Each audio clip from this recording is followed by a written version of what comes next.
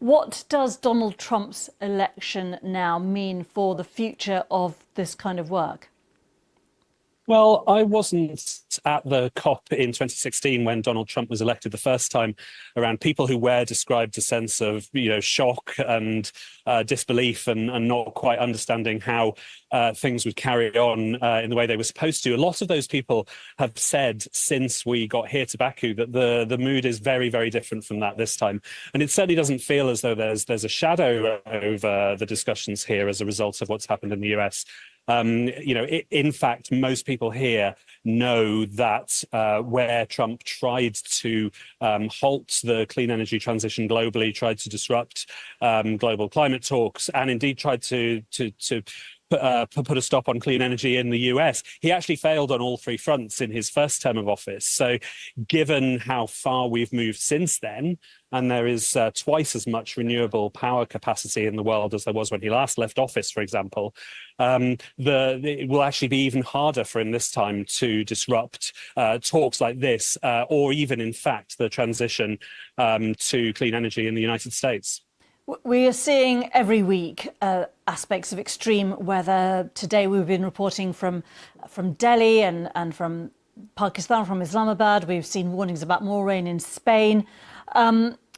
Just give us the current projections on temperature rises.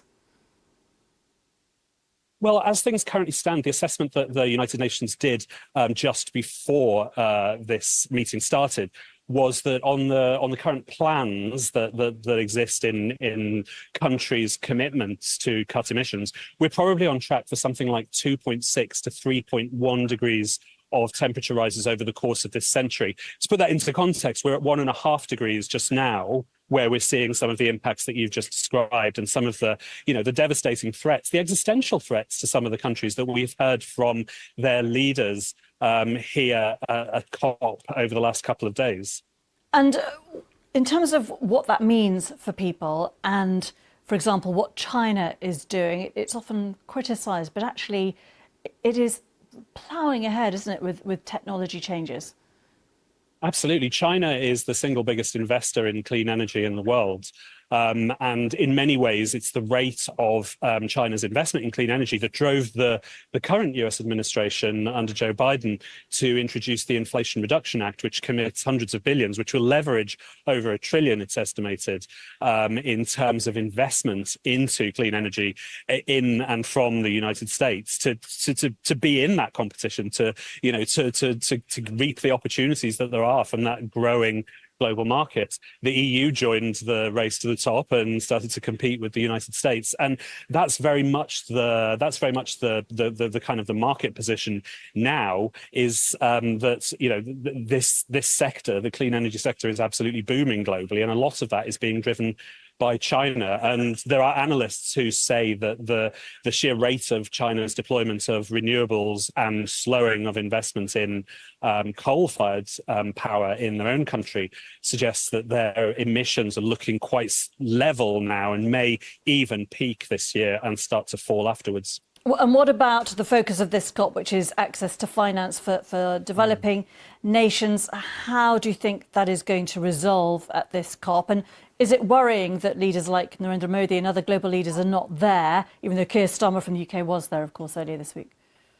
I mean, I think those are two separate things. I don't think it's worrying that leaders aren't here. Leaders don't need to be here every time. It's important when leaders have something to inject into the talks that gives it momentum and sets a bar for others, that they do come. And that's exactly what Keir Starmer did on behalf of the United Kingdom this week. But, here or not in terms of their leaders, all of those countries are still here. Their negotiating teams are here. They're in the rooms talking about climate finance. It's at a complicated stage. We're at the stage at any COP where a lot of us start to feel a little this as though, is there hope? And then we have to remind ourselves that it's actually barely halfway through week one, and it always is like this halfway through week one.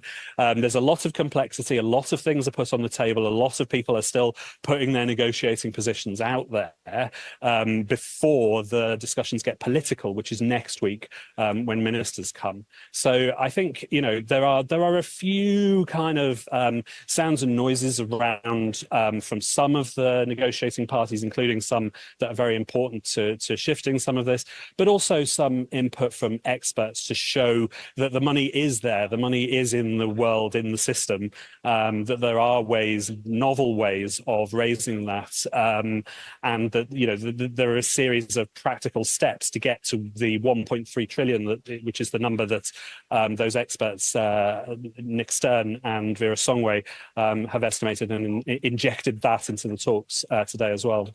Gareth Redmond King from the Energy and Climate Intelligence